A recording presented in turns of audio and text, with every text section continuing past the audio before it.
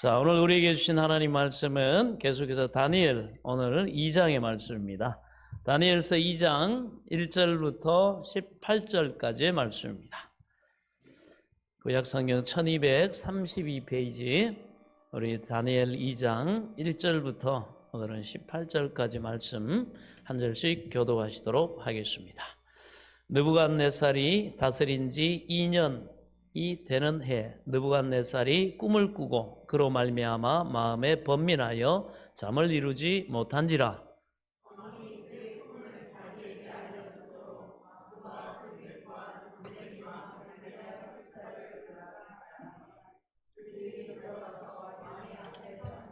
왕이 그들에게 이르되 내가 꿈을 꾸고 그 꿈을 알고자 하여 마음이 번민하도다 하니,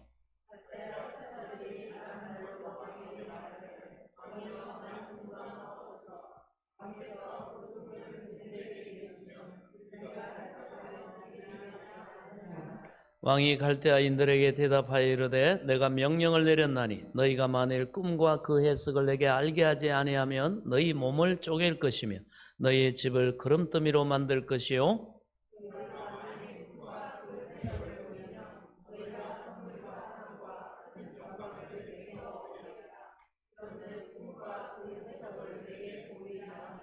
그들이 다시 대답하여 이르되 원하건대 왕은 꿈을 종들에게 이루소서. 그리하시면 우리가 해석하여 드리겠나이다 하니,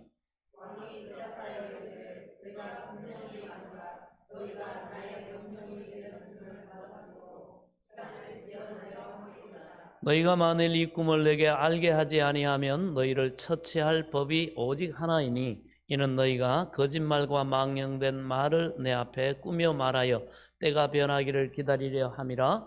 이제 그 꿈을 내게 알게 하라. 그리하면 너희가 그 해석도 보일 줄을 내가 알리라 하더라.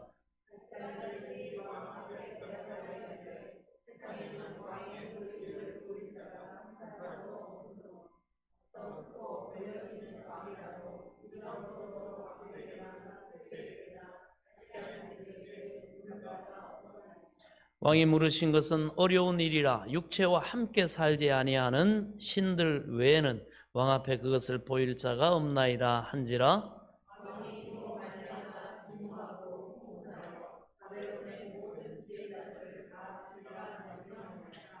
왕의 명령이 내림에 지혜자들은 죽게 되었고 다니엘과 그 친구들도 죽이려고 찾았더라.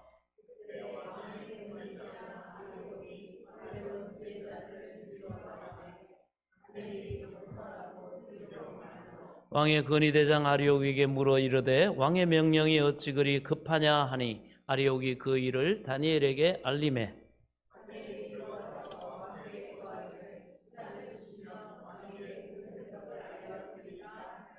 이에 다니엘이 자기 집으로 돌아가서 그 친구 하나냐와 미샤엘과 아샤라에게 그 일을 알리고 하늘에 계신 하나님이 이 은밀한 일에 대하여 불쌍히 여기사 다니엘과 친구들이 바벨론의 다른 지혜자들과 함께 죽임을 당하지 않게 하시기를 그들로 하여금 구하게 하니라. 아멘. 하나님 감사합니다. 오늘도 주시는 말씀이 우리에게 생명의 지식과 지혜가 되어 성령의 도우심 안에서 하나님의 영광에 이르기에 부족함이 없도록 겸손히 들을 귀와 깨달을 영을 도와 주옵소서. 예수 그리스도 이름으로 기도하옵나이다. 아멘. 할렐루야. 오늘은 느부갓네살의 꿈이라는 느부갓네살 왕의 꿈이라는 제목으로 함께 은혜를 나누도록 하겠습니다. 구약 성경에 있어서 참으로 또 큰 사건 중에 하나고 또 유명한 사건 중에 하나입니다. 우리가 한자 고사성어 중에서 보면 세홍지마 이런 말이 있죠. 이것은 바로 인생이란 워낙 변화무쌍해서 변화무쌍해가지고 좋은 일이 언제 화가 되어서 돌아올지 모르고 또 나쁜 일이 언제 또 좋은 일이 되어 돌아올지 모르니 그만큼 세상 일은 헤아리기 어렵다 이런 뜻입니다. 그러니까 우리가 오늘 아무 걱정 없이 잘 나간다고 해서 자만해서도 안 되고 또 오늘 서로 또 힘든 일이 있다고 해서 너무 좌절하지 말고 낙심하지 말라는 옛 성현들의 지혜가 담긴 말입니다. 그런데 우리가 다니엘의 이 인생을 보니까 진짜 그렇습니다. 지난주 설교를 통해서 우리는 다니엘의 인생이 극에서 극으로 왔다 갔다 하는 걸 봤습니다. 15세 어린 나이에 나라가 망하는 것을 봤고요. 침략군의 그런 포로가 되어서 수천 명의 귀족들과 2억 만리, 이 타국 땅, 바로 바벨론의 포로가 되어 끌려왔습니다. 그리고 이제는 미래가 다 날아갔어요. 꿈이 다 날아가 버렸습니다. 뭔가 기대하고 자기 스스로의 삶에 어떤 소망을 가지고 이렇게 자유롭게 할 수 있는 그런 이제 기회가 다 날아갔습니다. 인생이 망한 것 같았어요. 그런데 거기서부터 하나님의 은혜로운 뜻을 그가 구합니다. 그리고 하나님이 은혜를 주셔서 그가 구한 그가 거기에 뜻만 구한 게 아니라 그것을 위해서 헌신하니까 바로 하나님께서 그곳에 수많은 바벨론 제국의 인재들 가운데서 아주 톱으로 입사시험을 통과하게 하셨고, 그리고 바벨론 왕의 최측근의 두뇌 집단에 입사하게 하셨습니다. 하나님의 특별한 은혜죠. 10배나 더 되는 지혜자가 하나님 되게 하셨고, 그리고 특별히 다니엘에게는 또 한 가지 더 꿈을 해석할 수 있는 하나님이 능력을 주셨습니다. 그것이 평소에는 모릅니다.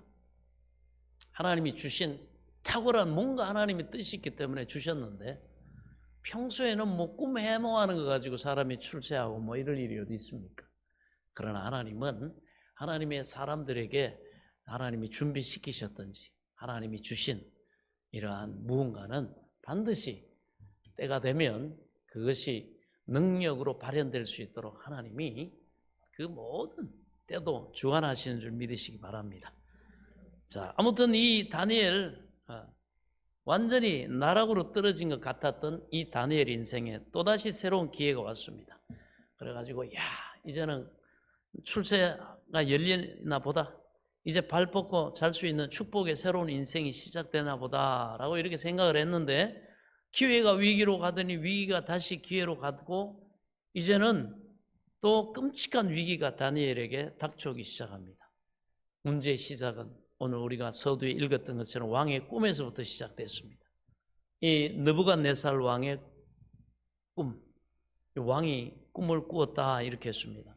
그래서 우리가 이 스토리를 이해하기 위해서는 지금으로부터 약 한 2500년 전 바벨론 왕 이 느부갓네살이 얼마나 대단한 왕이었는가를 우리가 좀 알 필요가 있어요. 이 사람은 보통 평범한 왕이 아니고, 한 나라에서도 보면 아주 모든 사람들의 뇌리에 전설처럼 남아있는 아주 영웅적인 그 왕들이 있지 않습니까?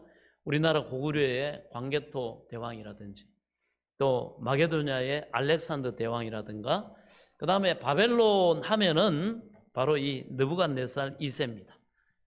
이 사람은 아주 태자 시절부터 아주 정복자로 얼마나 유명했던지 20대 초반의 나이로 그 군대를 이끌고 종횡무진해가지고, 이 사람이 한 25살쯤 되었을 때는 왕자로서 군대를 끌고 가가지고 그 당시에 대제국이었던 이집트를 무너뜨리고, 그리고 돌아오는 길에 또 예루살렘을 함락시켜가지고 그때에 요 다니엘을 포로로 끌고 온 겁니다.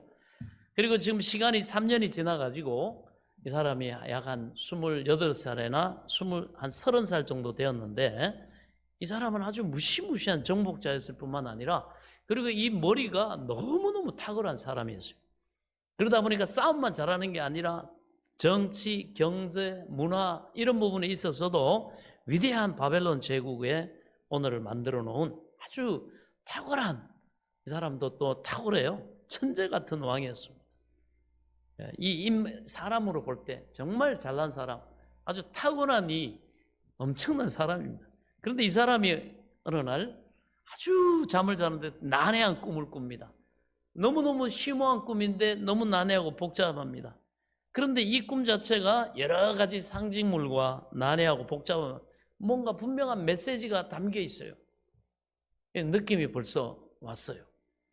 그런 꿈이었기 때문에 왕이, 그런데 이해할 수가 없는 거예요. 도대체 너무나 확실하고 정확하게 펼쳐지는 꿈이었는데, 도대체가 자기의 지혜나 경륜과 이 생각 가지고는 풀 수가 없는 겁니다. 왕이 똑똑한 사람이거든요. 그리고 아주 담대하고 배짱이 좋은 사람이에요. 왕은 전쟁터를 누비면서 화살이 빗발치던 그 전쟁터 가운데서도 끄떡없이 살아남은 사람입니다. 그래서 이 사람은 밤에 잠을 못 이루는 그런 스타일이 아니에요.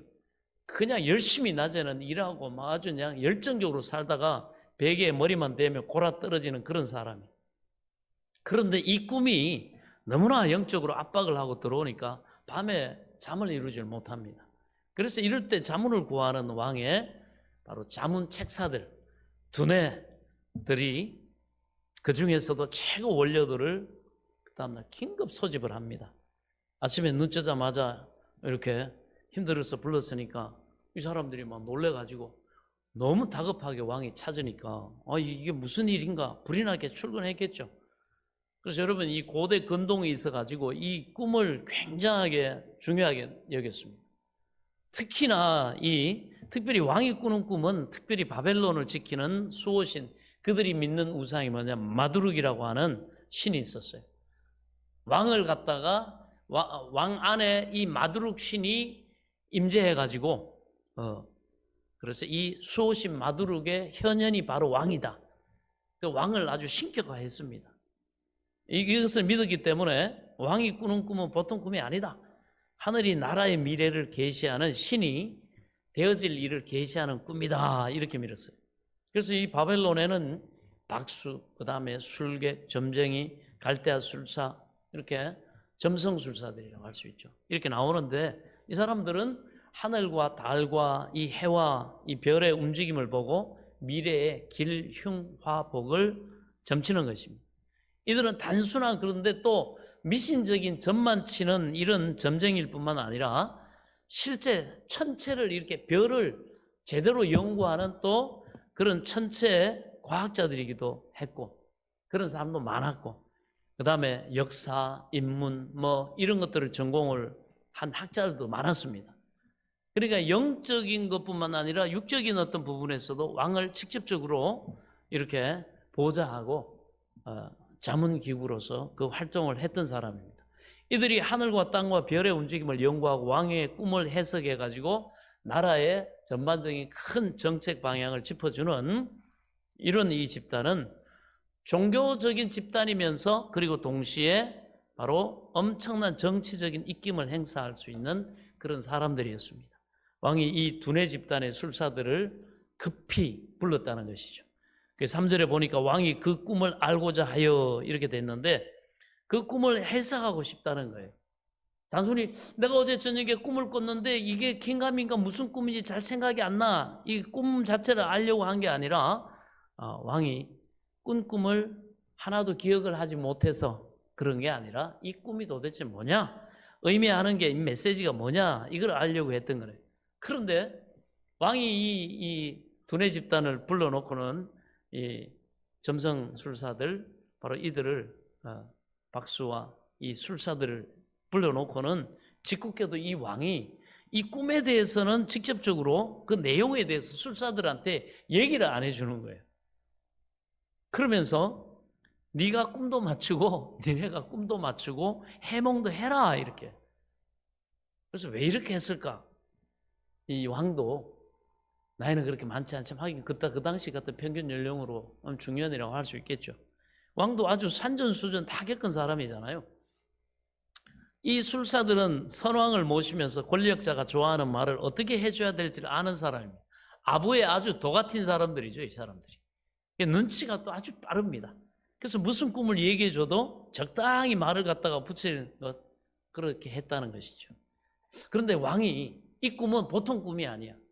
보통 꿈을 꾸면 막 덕담을 하고 왕이시여 이건 나라의 기륭 아주 큰 복이 될 꿈입니다.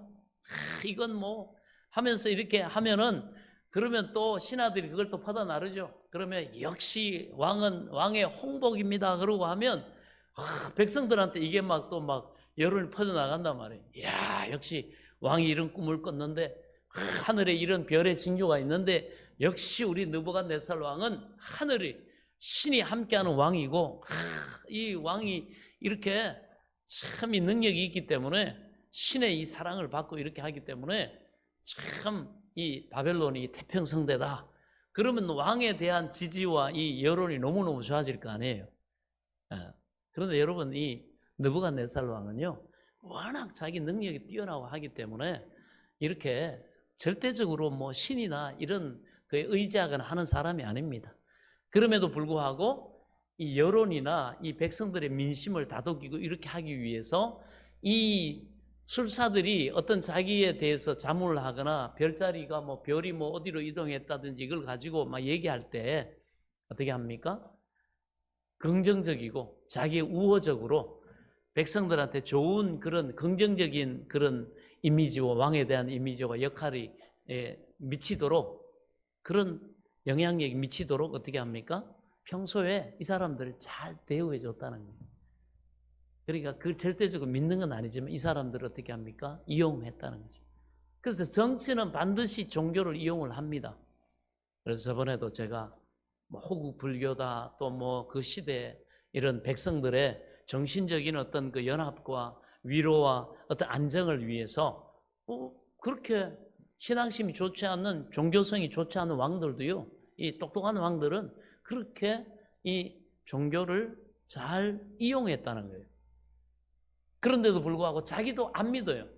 예를 들어서 이스라엘의 그 유대인 왕 중에 우리가 예수님 당시에 헤롯 왕이라는 왕이 있잖아요. 이 사람은 이방인입니다. 이두메라고 이스라엘 외 사람이에요. 근데 피가 섞여가지고 이렇게 이스라엘의 정치적으로 로마의 뒷배를 통해서 왕이 된 사람입니다. 다윗의 혈통이 아니에요. 그러니까 이 사람이 어떻게 해요? 하나님을 절대적으로 신뢰하고 믿고 이런 사람이 아닙니다. 그런데도 불구하고 그 백성들의 마음을 얻기 위해서 어떻게 합니까? 성전도 건축하고 돈이 얼마나 많이 듭니까? 이렇게 해가지고 그 백성들의 지지를 받고 이렇게 하려고 아주 애썼던 그런 왕이에요. 그 종교를 통해서 자기의 정당성과 정통성을 세우려고 무던히 애썼던 사람입니다. 이와 같이 그러니까 이 자기 능력이 워낙 출중한 사람이다 보니까 뭐 신들한테 뭐 도움을 받고 이런 건 아예 관심 별로 없는데 그래도 백성들이 어떻게 합니까? 그렇게 믿도록 이렇게 한 그런 왕이었다는 것입니다. 그래서 평소에 이 사람들이 그냥 뭐 특별히 하는 역할이 없는데 옆에서 별이 뭐 나타나면 왕이시여 막 하면서 그 다음에 뭐 왕자가 태어날 때 무슨 별이 뭐 어디서 어디로 가고 뭐 큰 별이 떴나이다 그러면서 이것은 이 바벨론 이 제국의 엄청난 홍복입니다 그러면서 막 하면 그 백성들이 또 막 그 영향을 입잖아요. 그러니까 평소에 이 사람들을 쉽게 우리가 말하는 것처럼 이렇게 대우해 줬기 때문에 서로 윈윈했다고 할 수가 있죠. 그러니까 그런데 이 왕이 정말 이제는 이 중요한 꿈을 꿨는데 해석이 안 되니까 정말 실력 있는 사람이 필요한 거예요. 지금까지는 서로 윈윈하면서 좋은 게 좋다고 이렇게 해서 막 옆에서 아부하고 막 이렇게 했지만 기업도 마찬가지지 않습니까? 사장님, 뭐 전무님 그러면서 이렇게 그렇게 하다가도 정말 위기가 닥치고 어려움이 닥치면 어떻게 해요? 실력 있는 사람이 살아남는 거예요. 같이 놀고 하던 사람 여러분 잘리는데 1순위입니다. 똑같은 거예요. 근데 왕은 처음에는 너무 이 사람도 그래도 그 역할을 하니까 자기가 자신감이 넘치고 그럴 때는 별로 이렇게 기뚱으로 들었는데 이 위기 가운데 이 사람들 도움을 좀 받아야 되겠다.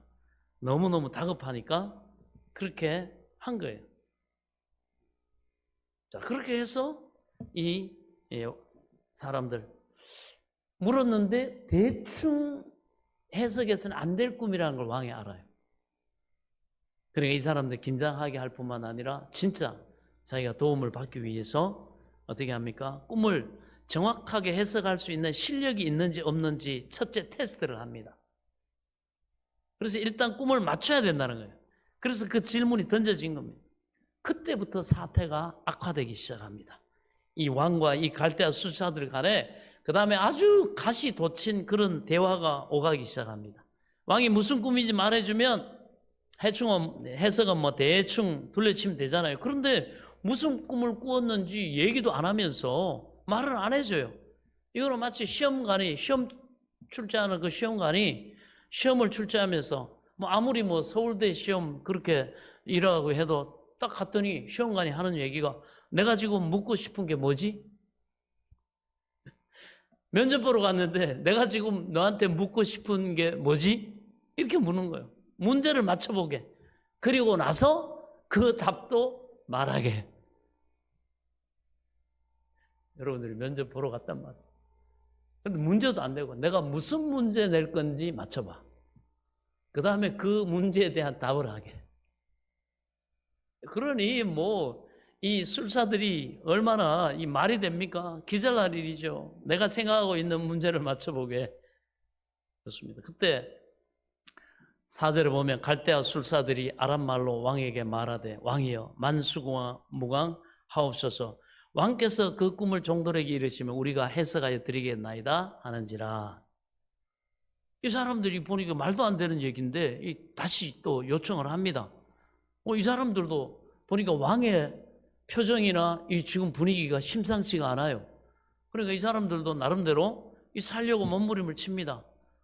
그러면서 하는 얘기가 왕이여 먼저 왕에게 좋은 말을 하죠. 만수무강하옵소서.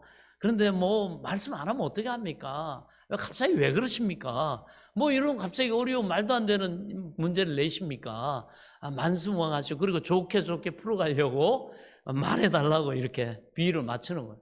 좋은 말로 이렇게 왕의 비유를 맞추려고. 그러지 말고 꿈 얘기해 주세요 왕에.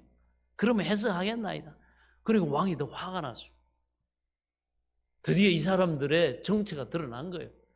평소에는 아부하고 같이 말이죠 먹고 마시고 막 그러는데 보니까 실력이 없어. 위기가 닥쳤는데 정작 필요할 때 문제를 해결해야 되는데 보니까 또 나는 좀 심각한데 이 문제 어떻게 해결해 이거. 요즘 위기가 닥쳤는데 이거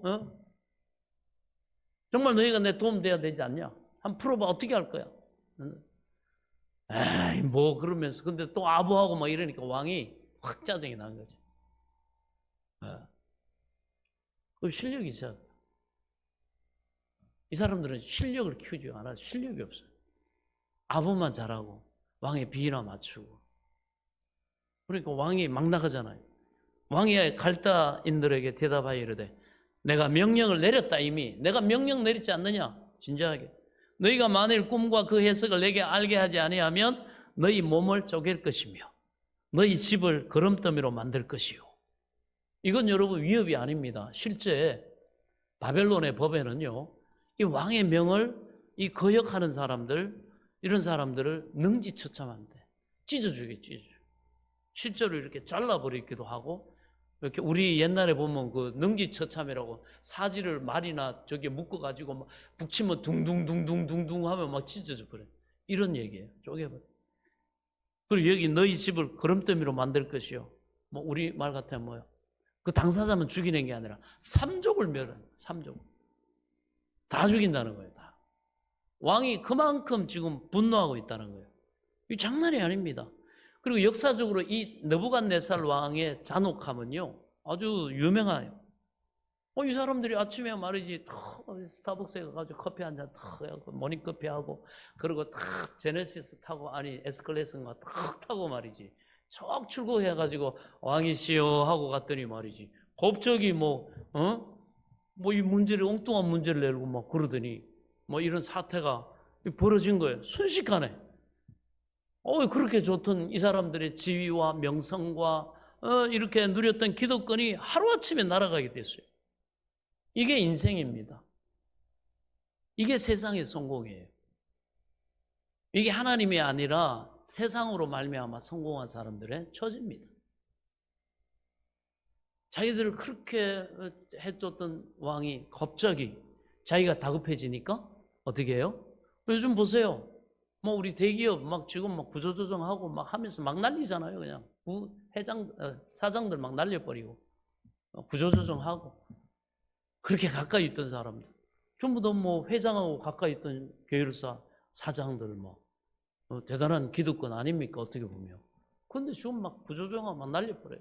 그러니까 요즘 막 SK에 막 그냥 피바람이 불더라고. 완전히 그냥 다 바꿔. 이런 상황인 거예요, 지금. 완전히 그냥 왕이 열받아 버렸어요. 이게 세상의 성공입니다. 그런데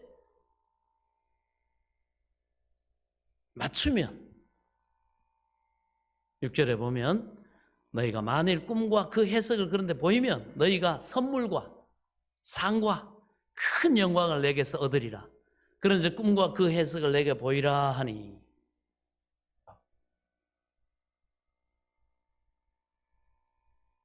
자, 그런데 여러분 너무 아이러니하죠? 이 큰 선물과 영광은 나중에 누가 받죠? 다니엘이 받습니다.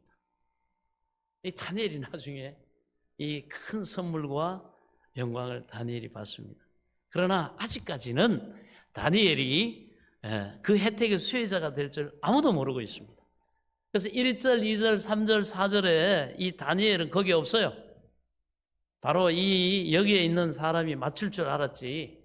여러분 아무리 다니엘이 10배의 지혜를 가지고 이렇게 해도 조직이나 나라나 여기에는 질서가 있고 경륜이 필요하고 또 실제적인 또 일을 배워야 되잖아요. 그러니까 다니엘이 지난주에 10배나 더 되는 지혜자요 하나님이 꿈을 해몽하는 걸 줬어도 저기 하급 관리예요. 아직 저 밑에 있습니다. 그가 황관장과도 그런 좋은 관계를 맺고 이렇게 하지만 아직은 직급상으로 저기 말단이에요. 그러니까 원로들이나 아주 그 탑 클래스에는 아직 거기에는 못 올라가 있어요. 그래가지고 여기는 없어요. 그래서 새카만 저 밑에 있는 신입사원이 이 문제를 풀고 해결하고 맞출 줄은 이 사람들이 몰랐죠. 여러분 이 바벨론이 얼마나 큰 제국인지 아세요? 그 바벨론의 성벽은요 사륜마차 2대가 이렇게 통과하는 그런 그 두께, 그 아주 두꺼운 2차선 그 두꺼운 그 성벽이 넓고 넓은 그 성벽이 그 위로 마차 2대가 성벽 위로 왔다 갔다 했으니까 80km로 둘러싸고 있는 성입니다. 그게 바벨론 성이에요.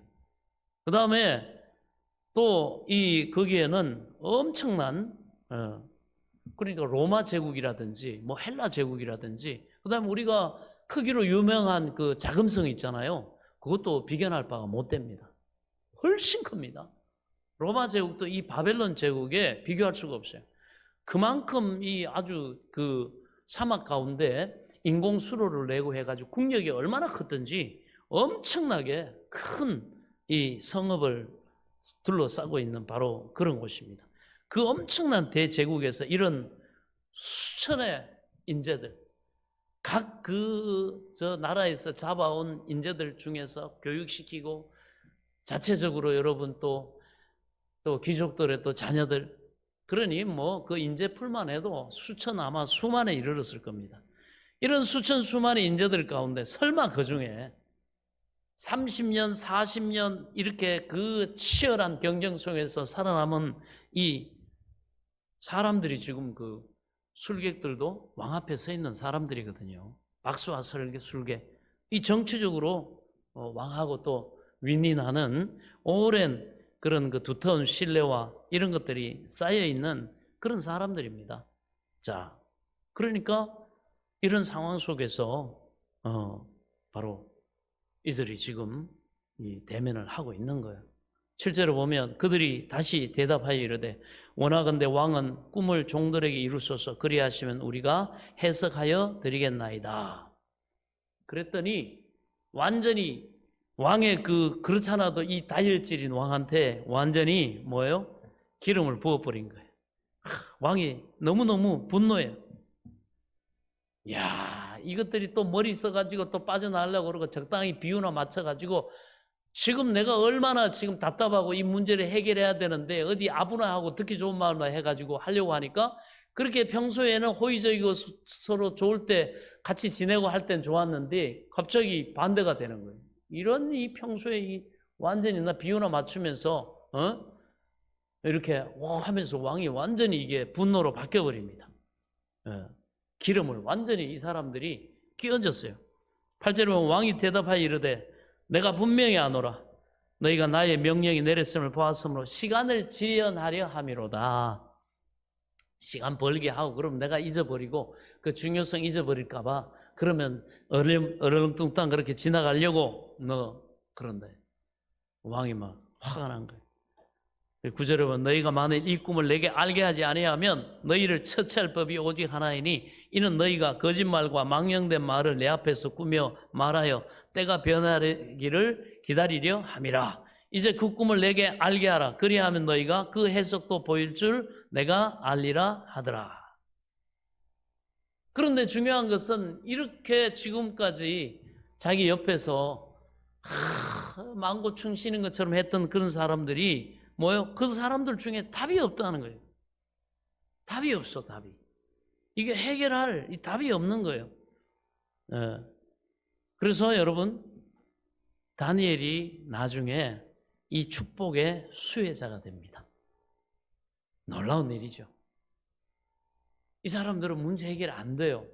하나님이 하나님의 사람을 위해서 예비하신 섭리하신 문제는 일반인이 못 풉니다. 하나님이 예비하신 사람이 하나님이 풀도록 문제를 그렇게 내시는 거예요. 그래서 이 다니엘은 이 모든 축복의 수혜자가 되는데 왜 그러냐? 이 느부갓네살의 요구 뒤에는 뭐가 있어요? 하나님의 엄청난 섭리가 숨어 있는 거예요. 하나님의 계획이 있다는 거예요. 모든 일을 자기 뜻대로 계획하시고 지으시고 진행하시는 이의 뜻을 따라 우리가 부르심을 입었다. 그렇습니다. 그 계획을 따라.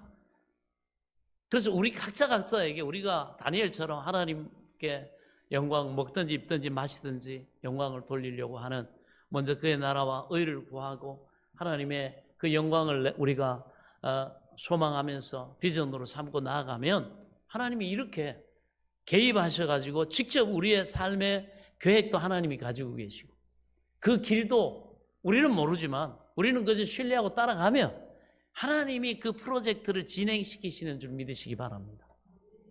그러니까 지금 상황은 이제는 뭐 죽을 상황이고 지금 엄청난 재앙 같은 상황입니다. 그러나 그 고난 뒤에 하나님이 미소 지으시면서 다니엘을 통해 영광 받으시고자 하는 하나님이 다니엘을 통해 하실 그 일을 위해서 하나님이 역사하신 하나님의 엄청난 섭리가 있었다는 것입니다. 자, 10절에 보면 갈대아인들이 왕에게 대답하여 이르되 세상에는 왕의 그 일을 보일 자가 한 사람도 없으므로 어떤 크고 권력 있는 왕이라도 이런 것으로 박수에게나 술객에게나 갈대아인들에게 물은 자가 없나이다. 왕께서 물으신 것은 어려운 일이라. 그러니까 이제는 이 사람들이 뭐예요? 아주 막 나가는 것 같아요. 감히. 왜? 이 사람들도 직감을 한 거예요. 야, 왕이 보니까 아예 함정을 파고 이건 불가능한 일을 만들어 문제를 내가지고 아예 우리 숙청하려고 아예 단단히 마음 먹었구나. 야, 이거는 도대체가 풀 수 없는데 그러니까 이 사람들이요 어차피 죽는 마당에 할 얘기는 하자 그러면서 하는 얘기가 왕한테 하는 얘기가 더 분노를 자극하는 말을 합니다. 무슨 얘기냐? 지금까지 우리가 선대 왕도 섬겼고 우리가 정치적인 경험도 많은데 당신처럼 이런 무리한 것을 갖다가 요구하는 왕은 처음 봤습니다. 당신은 풋내기입니다. 당신이 잘 몰라서 그러는데 이렇게 얘기하는 거예요. 여러분 나이 어린 사람한테 너 풋내기다. 네가 뭘 안다고 그래. 이렇게 얘기하는 거 똑같은 거예요. 이게 최고의 권력을 가지고 있는 왕한테 왕은 풋내기 왕입니다. 왕이 몰라서 그러죠. 적당히 하셔야지. 선왕이나 다른 나라 왕들도 이렇게까지 신하들을 이렇게 무리하게 몰아붙이고 막 이렇게 불가능한 걸 내가지고 죽이려고 이렇게 하지 않습니다. 당신 참 미숙하군요. 이 얘기예요. 그러니까 막 왕이 말은 맞는데 어떻게? 뭐 완전히 막 분노가 막 그냥 뭐 이건 이제 막 엎질러진 물이야. 자기들도 이제 어차피 뭐 죽을 거 할 얘기나 다 하자. 한번 따져봅시다 왕이. 당신이 이제 30, 겨우 30 돼가지고 경험이 없어서 그렇지, 우리는 선대 왕도 섬겼고, 우리가 이런 경험이 많은데, 그 왕도 이런 문제 안 냈다고. 이거 우리 완전히 대놓고 죽이려고 하시는 거 아니냐고. 어떻게 그런 작은 꿈을 가지고 이렇게 우리 같은 이런, 중요한 사람들을 그렇게 하찮게 여기냐고 말이지. 그러면서 이 얘기를 하는 거예요. 그런 상황입니다. 그랬더니, 사람 뭐라고 하냐? 왕께서 물으신 것은 어려운 일이라. 육체와 함께 살지 아니하는 신들 외에는 뭔 얘기를 하고 있어요, 지금. 제가 아까 말씀드렸던 것처럼 바벨론에는 마두룩이라고 하는 그 신이 왕 안에 들어와 가지고 왕과 함께 하기 때문에 왕이 존귀하다, 이렇게 얘기를 했잖아요. 그런데 뭔 얘기입니까? 당신 안에 있는 이 마두룩 신은 무능하다, 이 얘기. 그러니까 우리가 바벨론에서 섬기는 마두룩은 이 문제 해결을 못한다, 이거예요. 자기들도 모르게 열받았는데 진실을 말하는 게 이게 툭 튀어나온 거야. 그러니까 당신 안에 있는 그 마두룩 신은 무능하다, 이 얘기예요. 그렇기 때문에 어차피 당신이나 우리가 해결을 못하니까 이거는 불가능하고, 그 마두룩 외에 사람 밖에 있는 다른 신이 이거 풀어주면 풀 수 있다. 진짜 신만이 풀 수 있다, 이 얘기예요. 그러니까 이 사람들이 그냥 얘기하다 보니까 진짜 진실을 말해버린 거예요. 야, 그냥 얘기하다 열받아가지고 자기들도 얘기하고 하면서 이렇게 얘기를 한 겁니다. 말 그대로 이 왕의 어떤 그 정통성까지도 어떻게 합니까? 얘기하다 보니까 사람이 그러잖아요. 선을 넘어버린 거예요. 완행 인재는 완전히 그럼 지금까지 너희들 쇼한 거였구나. 마두룩 신이 이렇게 왕을 통해서 이렇게 바벨론의 부귀와 영화를 가져줬다고. 당신은 느부갓네살 왕은 이 마두룩 신의 현현이라고 백성들 앞에서 그냥 아부하고 축혀 세우고, 왕도 거기에 취해가지고 또 그 통치의 근간으로 삼고 이랬는데, 이들이 이제 하다가 열받아가지고 실토를 한 거예요. 이거는 다 우리가 섬기는 당신 안에 있는 거 마두룩 못 푼다. 밖에 있는, 사람 밖에 있는 신들 외에는, 육체와 함께 살지 아니하는 신들 외에는 왕 앞에 그것을 보일 자가 없나이다 한지라. 이게 하나님의 섭리죠. 이게 하나님의 섭리입니다. 손드는 거, 이 사람들. 우리 가짜다, 이 얘기입니다. 우리가 섬기는 우상은 무능하다, 이 얘기예요. 그래서 딴 데 알아봐야 됩니다. 그래서 이 다니엘이, 여러분, 이 섭리가 뭐냐?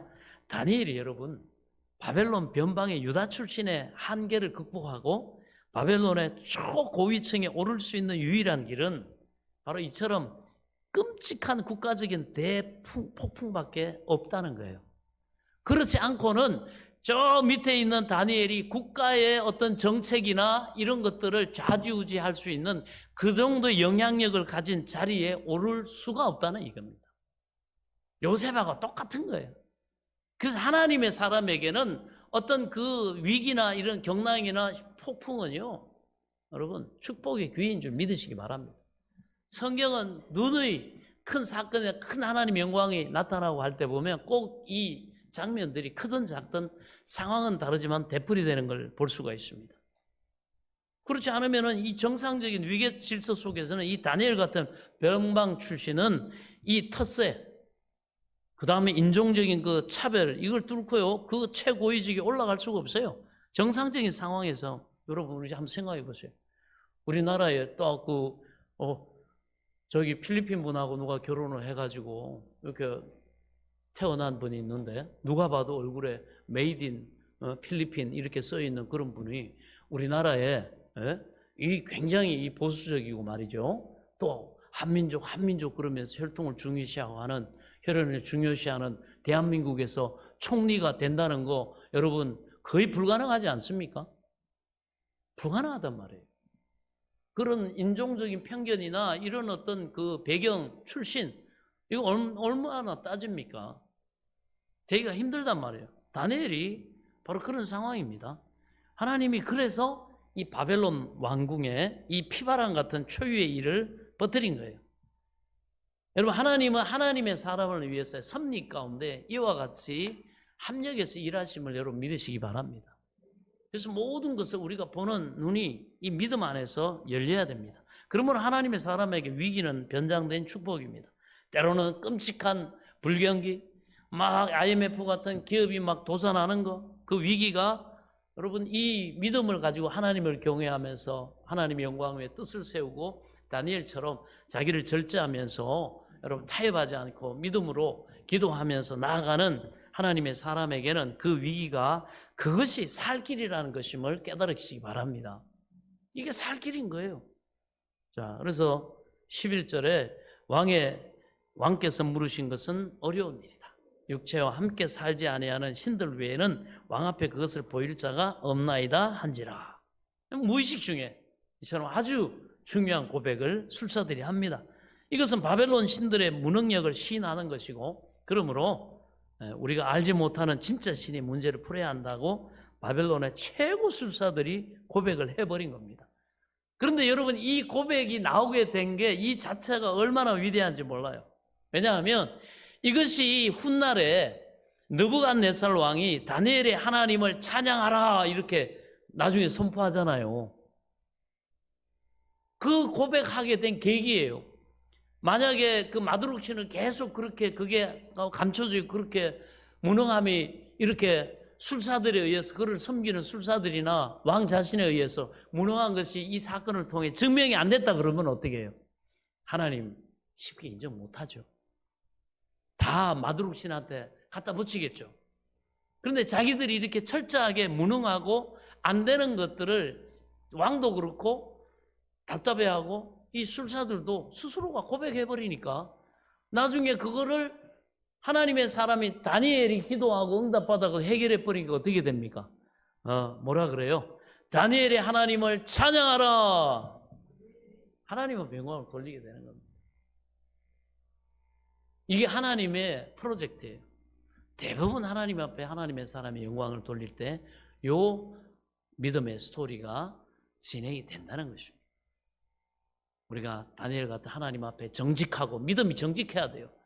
그리고 믿음으로 하나님께 늘 항상 기뻐하고 범사에 감사하면서 하나님의 역사하심, 하나님의 뜻은 장래 너희를 향한 나의 계획을 내가 안 하니 재앙이 아니요 장래 너희의 소망을 이루게 하려 함이니라. 이걸 믿어야 되는 거예요. 이게 흔들리면 안 돼요. 이게 있는 사람은 절대 어떤 상황에서도 원망불평이 어디 있습니까? 항상 다윗처럼 어떤 상황 속에서도 하나님이 나를 도우사, 하나님이 내게 은혜를 베푸사, 하나님이 여호와 이레로 역사하사 나의 갈 길을 지도하시고 나를 위해 모든 능력으로 띠띠우시고 여호와 이레로 예비하시고 하나님이 마침내 영광을 받으실 줄로 믿나이다. 그때 내가 하나님을 송축하리이다. 이 믿음의 흔들림이 없어야죠. 그래서 그 특징이 뭐예요? 요셉, 다윗, 다니엘, 어려움은 당하고 여러분 죽을 고비 넘기지만 그 입에 불평이 있는 거 보셨어요? 원망 불평이 없죠. 오히려 그때 고난 가운데 하나님 붙잡고 믿음으로 승리하고 그 시험을 믿음으로 치릅니다. 그런데 이런 놀라운 역사가 나타났다는 사실을 믿으시기 바랍니다. 자, 이때부터 이 느부갓네살은 이 사건을 통해서 자기의 직접적인 영적인 체험을 통해 가지고 진짜 영적으로 괴로웠을 때 바벨론 신들이 아무런 도움을 주지 못하는 것을 확인해 버립니다. 그래서 나중에 다니엘의 하나님을 인정해야 하기 쉬웠다는 것이죠. 그러니까 하나님은 실수가 없으시다. 우리는 우리 인생을 향해서 실수가 없으신 하나님을 믿어야 됩니다. 지금은 이런저런 상황이 있는 것 같아도 결국은 내가 내 믿음대로, 하나님이 그러시잖아요. 네가 뭘 믿느냐? 네 믿음대로 되라. 여러분, 오늘 이 스토리, 이 다니엘의 신앙을 믿음으로 받으시고 고백하시고 살아갈 수 있기를 축원합니다. 그러면 그대로 저와 여러분의 삶에도 예수 그리스도 하나님은 어제나 오늘이나 동일하시기 때문에 동일한 승리의 역사, 동일한 하나님이 높이시기 전에 이런 시험을 통해 가지고 우리가 믿음으로 통과할 때 하나님의 이 프로젝트가 가동된다는 사실을 믿으시기 바랍니다. 그렇습니다. 하나님은 실수가 없으신 하나님. 드디어 근데 왕이 막 분노하기 시작합니다. 12절 같이 한번 볼까요? 자, 12절, 13절 시작.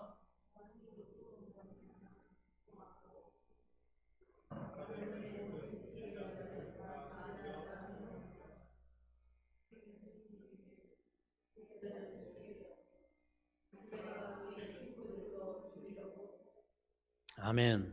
자, 뭐 이 사람들 앞에 눈앞에 대표로 지금 고관들이 와 있는 이 사람들뿐만 아니라 그 밑에 조직 다 날리는 겁니다.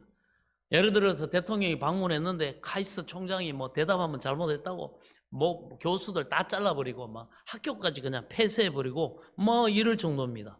예, 완전히. 그런데 여러분 가만히 생각해 보면 이 열받아서 그렇지, 가만히 보면 이 바벨론의 정치, 경제, 문화, 이 사람들 두뇌 집단이 조언하고 자문하고 해가지고 그렇게 바벨론을 세웠어요. 그리고 이 사람들이 운행하고 있는 겁니다. 그런데 이 사람들 다 날려버리면 어떻게 합니까? 그런데 여러분 이 왕이 너무 다혈질이고 막 이렇게 분노에 사로잡혀서 이성을 잃은 거예요. 이성을 잃어버렸습니다. 그래서 여러분 사람이요 자기 분노를 잘 다스려야 됩니다. 큰일을 하고 정말 그런 일은 복된 날을 보려고 하면 분노를 잘 다스려야 돼요. 그래서 잠언 16장 32절에 이렇게 말합니다. 노하기를 더디하는 자는 용사보다 낫고 자기 마음을 다스리는 자는 성을 빼앗는 자보다 나으니라. 그런데 이 느부갓네살은 자기의 마음을 다스리지 못했어요. 물론 나중에 다니엘을 통해 다스리게 되죠. 그래서 이 왕도 복인 거예요. 안 그랬으면 다 죽이고 막 했을 텐데 그렇게 하지 않았어요. 멈췄죠. 완전히. 그런데 지금은 이 분노의 노예가 되어버렸습니다. 그래서 권력자의 이 분노 때문에 이 바벨론 성에 무시무시한 피바람이 일어나기 시작했다는 것입니다. 엘리트를 무차별 학살하고. 그래서 여러분 이 앞에 있던 자리에 있던 사람들은 어떻게 합니까? 죽었죠. 먼저 바로 근위대 얘기해가 죽여라 말이죠. 그리고 찾아가지고 술객, 박수, 그 다음에 지혜자들까지 다 죽여라. 찾아서 죽이라 그러잖아요. 그러니까 저기 하급 관리였던 다니엘도 이제 찾아가지고 죽어야 되는 그런 상황이 놓인 거예요. 그런데 요즘 같으면 뭐 인터넷도 있고 전화도 있고 뭐 이렇게 소식이 금방금방 채널이 될 텐데 아무도 몰라요.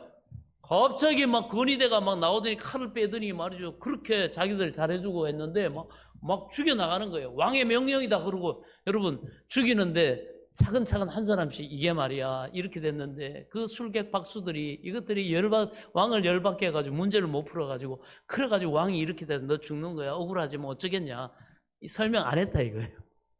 칼 빼가지고 그냥 갑자기 막 왕궁에 막 그냥 가가지고 막 너 술객이야 박수야 막 죽여버리는 거야. 그러니까 뭔지도 모르고 죽는 거예요 지금. 그러니까 이 도대체 이게 왜 이런 피바람이 부는지 아무도 모르고 막 죽는 거예요 지금. 이해가 되세요? 왜? 이해가 안 돼. 그림이 그려지세요? 왜? 뭐 막 와가지고 누가 막 자빠지는데 뭔지를 모르는 거야. 그런데 보니까 박수와 술객과 지혜자들이죠. 근데 이 지혜자들은 딱 보면 아나 보죠. 옛날에 여러분 크메르 루즈가 킬링핀드 일으킬 때 어떻게 합니까? 100만 명을 자국민 100만 명을 죽이잖아요. 거기서 지식인들을 죽이는데 뭐 지식인은 어떻게 합니까? 안경 낀 사람 다 죽었어요. 안경 낀 사람 다 죽고 손이 보들보들하고 손이 깨끗한 사람 다 죽였습니다.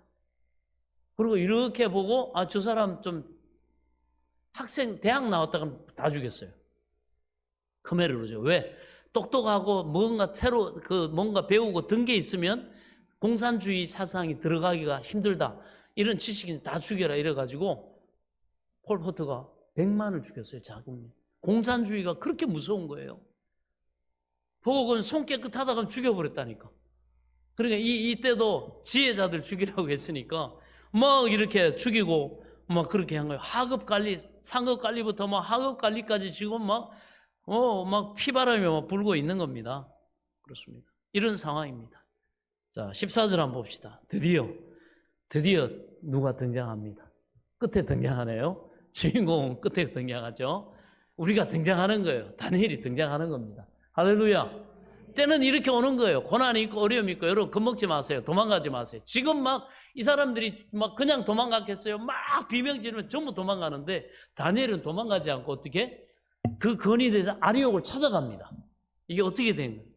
그 문제의 정면으로 맞서는 거예요. 이게 예수 믿는 사람의 담대함입니다. 할렐루야. 하나님을 믿으면 우리는 어떤 상황에서도 담대할 수 있어요. 도망가지 않을 수 있어요. 비겁하게 숨지 않을 수 있어요. 타협 안 해도 돼요. 일단 어떻게 이게 뭔가. 그리고 제가 우리 성도들이 목사님 뭐가 이렇고 막 이러면 병원에 가보세요. 병원에 가가지고 정확하게 검진받고 오세요. 그래서 하나님이 주신 병원의 의술의 힘도 있고 그 다음에 기도받고, 그럼 제가 기도할 때도 정확하게 기도하잖아요. 하나님 요 암 치료한 거, 하나님 이거 하나님 치료해 주시고 성령의 불로 태우시고 하나님의 능력으로 깨끗하고 온전하게 하여 주옵소서. 정확하죠. 하나님 치료해 주시는 거예요. 왜 정확하게? 그래서 예수님 묻잖아요. 너 무엇하여 주기를 원하느냐? 보기를 원하나이다. 문둥병이 낫기를 원하나이다. 안전병이 치료받기를 원하나이다. 그럴 때 주님이 뭐라고 해요? 내 믿음대로 되라. 믿음이 구체적이어야 됩니다. 우리 기도가 구체적이어야 돼요. 그럴 때 하나님 앞에 진실한 기도로 올려지는 것입니다. 자, 그래가지고 막 사람들이 막 죽어 자빠지고 막 그러는 거예요. 근데 다니엘은 도망가거나 두려워하지 않고 문제를 해결하려 합니다. 이게 하나님의 사람의 적극성. 우리는 이 적극적으로 정면 승부할 때는 담대하게 나가야 됩니다. 그러면 하나님이 우리에게 그 마음 주셨다 그러면 이미 답도 준비되어 있는 거예요. 믿으시기 바랍니다. 다니엘은 지금 답을 가지고 가는 게 아니에요. 다니엘은 두려워하지 않고 하나님이 지금까지 나를 이렇게 지키시고 나를 통해서 이것까지 이르게 하시고 이렇게 하시는 하나님이 헛일 하시겠냐 이거예요. 하나님의 큰 뜻이 있고 하기 때문에 나는 그 하나님을 믿는다는 믿음으로 어떻게 합니까? 문제와 맞습니다. 이게 중요해요. 용기를 가지시기 바랍니다. 여러분에게 다가온 문제는 다 풀 수 있는 문제예요. 여러분 앞에 놓여 있는 그 벽은 다 뚫을 수 있는 벽임을 믿으시기 바랍니다. 여러분 어디로 갈까 헤매는 것 같지만 여러분 위에서 예비된 하나님의 길이 있다는 사실을 믿으시기 바랍니다. 그걸 믿는 거예요. 그리고 부딪히는 거예요. 아이고 안 돼 포기하고 지레 겁먹고 이렇게 여러분 도망가지 마세요. 나와 함께 하신 하나님을 믿고 이때 그래가지고 다니엘이 어떻게 합니까? 막 처음에는 그 막 칼 빼가지고 막 죽이는데 피했겠죠. 지혜롭게 또 피할 긴 피하고 그러면서 평소에 보면 다니엘이 여러분 근위 대장 아리옥하고 좋은 관계였다는 걸 알 수 있어요. 근위 대장 아리옥도 다니엘이 그렇게 물어가지고 이 도대체 근위병들이 왜 막 술객들, 박수들, 지혜자들 왜 죽이냐? 그래가지고 피해가지고 하급 애들은 막 그냥 명령에 무조건 순종하니까 이걸 번복할 수가 없잖아요. 그 권세를 가지고 있는 이게 참 중요합니다. 지혜. 이걸 멈출 수도 있고 할 수 있는 그 첫 번째 사람을 찾아가죠. 아리옥을 딱 찾아갑니다. 밑에 병사, 하급 병사들의 눈을 피해가지고 아리옥 사무실에 들어갔겠죠. 딱 가니까 아리옥이 깜짝 놀라고 다니엘을 맞이하죠. 그러면 다니엘이 묻습니다. 도대체 어떻게 된 일이냐? 놀라운 일이 생깁니다. 그럴 때 아리옥이 어떻게 합니까? 설명을 해줘요. 설명. 친절하게. 그거는 아리옥도 여러분 왕의 명령이어서 집행을 하지만 그래도 이 술객들 왕이 열받았다고 해서 다 죽일 필요까지 없지 않은가. 이 바벨론을 위해서 정말 유능한 인재들이 거기에 너무 많은데 이걸 정말 어떻게 해야 되나. 그렇게 하면서 명령이니까 순종은 하지만은 다 죽이면 안 되는데 이런 마음이 있었겠죠. 그런데 다니엘이 딱 들어와가지고 이거 어찌된 일입니까? 왜 이렇게 왕이 급하게 이렇게 사람을 죽이고 이렇게 합니까? 그러니까 아리옥이 그 다니엘을 딱 보는 순간에 하나님이 환관장에게 주셨던 은총이 있죠. 은혜를 있게 하시죠. 그러니까 네가 뭐 하급 관리가 알아서 뭐 하게 그리고 죽일 수도 있었을 거예요. 그런데 평소에 이 아리옥도 다니엘이 지금 직급은 낮지만은 이 사람이 왕의 그 시험에 어떻게 통과했고 그 다음에 이 사람이 얼마나 유능한 사람이고 그 다음에 환관장을 통해서 이 다니엘이 그 이전에 어떤 그런 하나님을 섬겼고 이렇게 데이터가 다 있겠죠. 왜 왕의 경호실장이니까 비서실장경 아니에요. 이게 경호실장이잖아요. 그러니까 이 신하들의 데이터가 다 있단 말이에요. 우리도 청와대에 보면 그 인재풀에 대해서 자료가 다 있잖아요. 그래서 이 사람 잘리면 그 다음 사람 누구 세울까 할 때 청와대 그 민정수석 뭡니까? 거기에서 그 자문하고 하는 그 그룹에서 자료를 대통령에게 준다고. 아, 이 사람이 추천합니다. 이 사람이 유력합니다. 이 사람이 지식이나 뭐 이런 경험이나 이런 관록을 볼 때 이 사람이 이렇게 몇 명을 이렇게 올리면 대통령이 그걸 보고 아, 이 사람으로 하자. 이렇게 낙점하는 거거든요. 그러니까 이 사람들에게도 데이터가 있는데 다니엘이 종교가 뭐고 어디 출신이고 얘가 어떤 과정을 밟았다. 얘는 어떤 성향의 사람이다. 있다는 거죠. 그리고 이 다니엘이 또 평소에도 이 아리옥하고도 잘 관계를 맺었다는 거죠. 그런데 아리옥도 볼 때 평소 지혜롭고 성실하고 아주 뛰어나고 인격적으로도 아주 그 다니엘을 볼 때 좋은 그런 호의를 가졌단 말이죠. 그러니까 다짜고짜 죽이지 않고 얘기를 다 드려보면 그러면서 한 가지 스치죠. 이 사람이라면 이 문제를 해결할 수 있지 않을까? 이 사람이라면 평범하지 않고 탁월한 이 10배의 지혜를 가지고 있는 이 사람이라면 이 마음이 들었겠죠. 그리고 다니엘 얘기를 듣습니다. 나를 왕 앞으로 인도하시오. 그럼 내가 그 꿈을 내가 내 문제 해결하겠습니다. 그러고는 다니엘이 어떻게 합니까? 왕 앞에 서죠. 왕도 마찬가지 아니겠어요? 자기가 성질 나가지고 이렇게 명령은 내렸는데 아, 이거 누군가 좀 말려줬으면 좋겠는데. 여러분 막 화내가지고 싸움 붙을 때 있잖아요. 처음에는 막 열받아가 싸우는데 이러겠다면 끝이 안 날 것 같고 얘도 안 물러서고 막 이러겠다거나 이거 사단이 나가서 나중에 치료비도 많이 물어줘야 되고 누가 좀 안 말려주나. 그죠? 이럴 수 있잖아요. 그런데 아리옥도 그렇고 그러니까 아리옥도 왕도 뭔가 통한 거죠. 노련한 거예요. 그러니까 이 다니엘이라면 저 폭주하는 왕에게 브레이크 걸 수 있지 않겠는가. 그런데 놀랍게 그렇게 해가지고 인도했더니 왕도 다니엘을 딱 보는 순간에 어떻게 해요? 똑같은 아리옥이 느꼈던 그걸 갖고 있죠. 낯설지가 않아요. 왜 모르겠습니까? 이 다니엘이 지금 직급은 넣지만 얘 봐뒀어. 왜? 10배나 더한 지혜를 가지고 있는 애야. 이런 인재를 여러분 키워가지고 나중에 중하게 써야겠다는 계획이 리더에게는 있어요, 없어요? 있죠. 될성 싶은 나무는 떡잎을 따라 보니까 계속 여러분 직접적으로 안 해도 계속 관리하는 거예요. 그리고 뭐 어떤 일이 있어서 얘 시기 누가 질투해가지고 잘라버리려고 하면 걔네도 납도 직접 얘기 안 하지만 계속 사면하고 계속 증용해. 죽이지 말고 그냥 유배 잠시 보내. 그리고 다시 왕이 불러들이잖아요. 이 위에 있는 기득권의 시기 질투를 피해서 잠시 왕이 의도적으로 유배 보내는 예도 많아요. 그리고 그 다음에 이 사람들이 비리를 저지르거나 너무 왕한테 그런 해를 끼칠 때는 이 사람들 숙청하면서 이 사람 다시 바로 영의정으로 저기 강화도에 유배가 있는 김모모 저기를 영의정으로 제수하라. 많이 보셨죠? 그런 예가 많거든요. 그러니까 왕도 이 10배나 탁월한 다니엘이 이미 아는 거예요. 그러니까 왕도 다니엘을 딱 만나는 순간에 마음에 딱 얘라면 해결할 수 있지 않을까? 얘라면 하는 기대가 생긴 겁니다.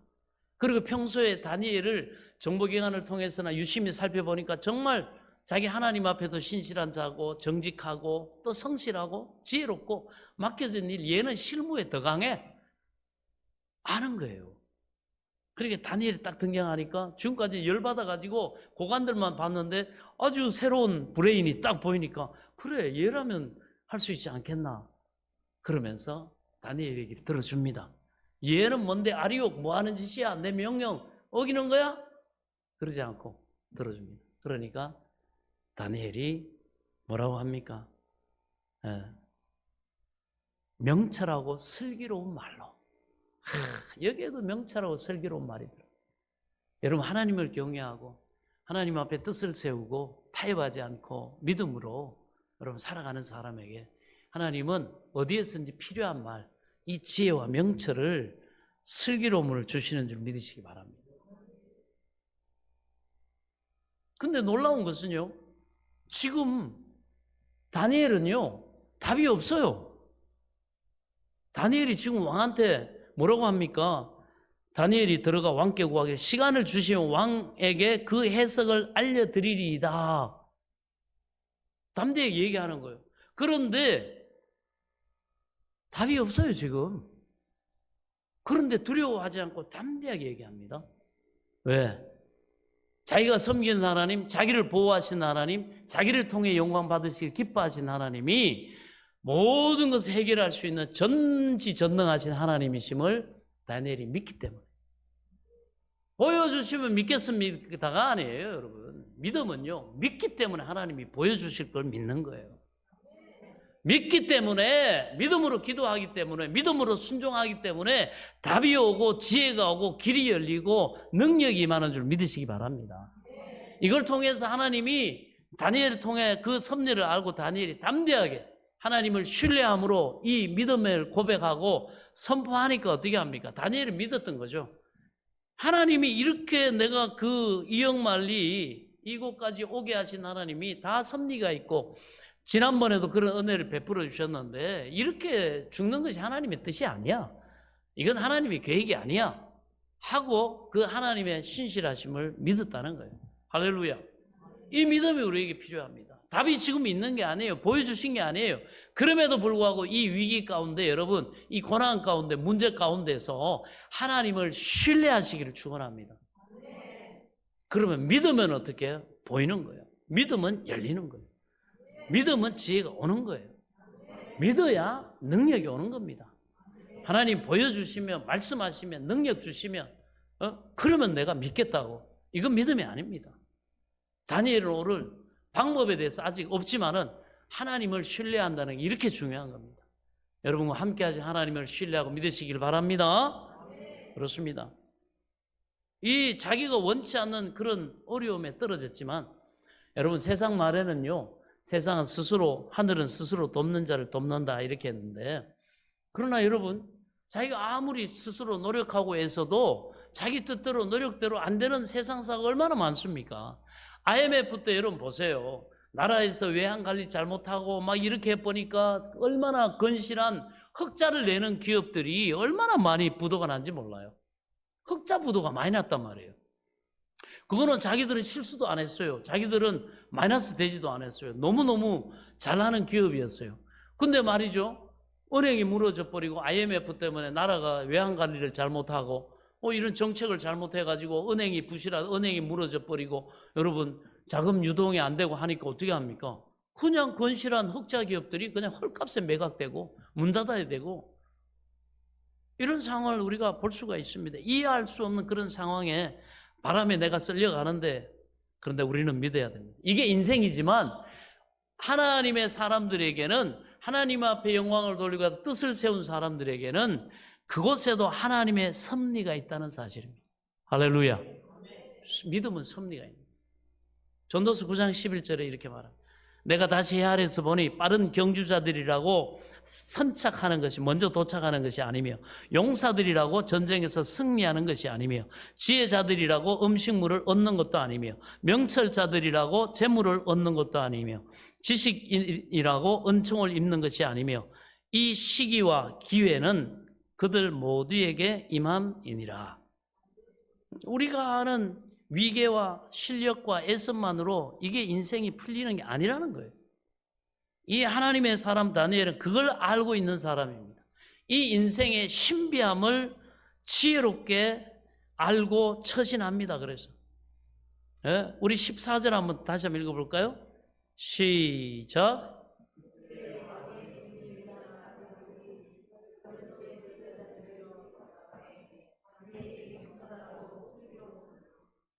아멘.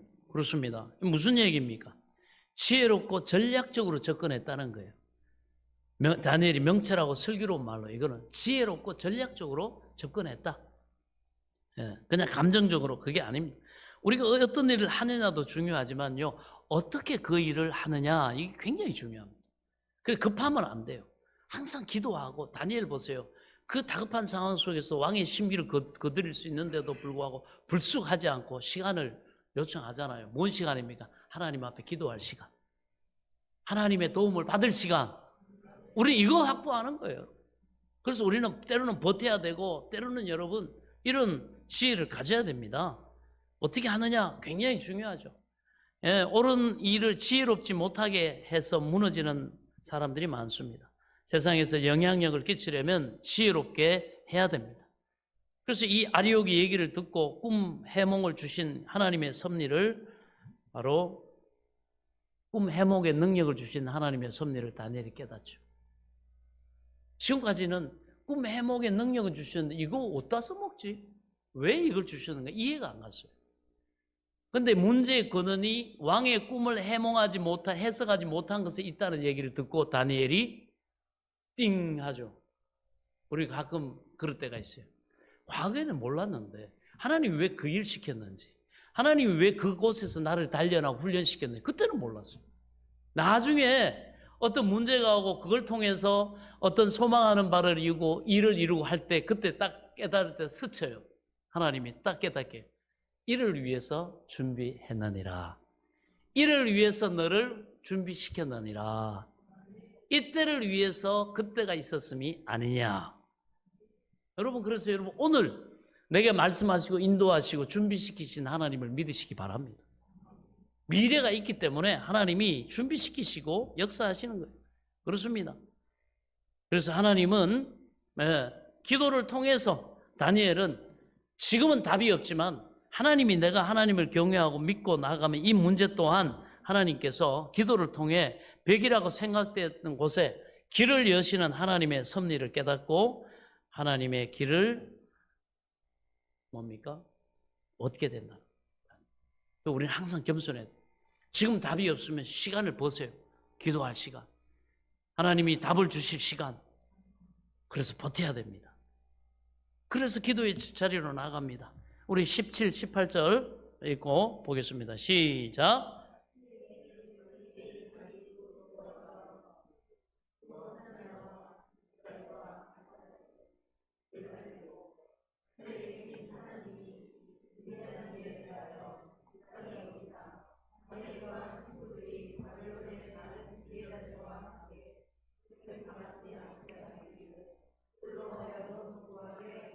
아멘.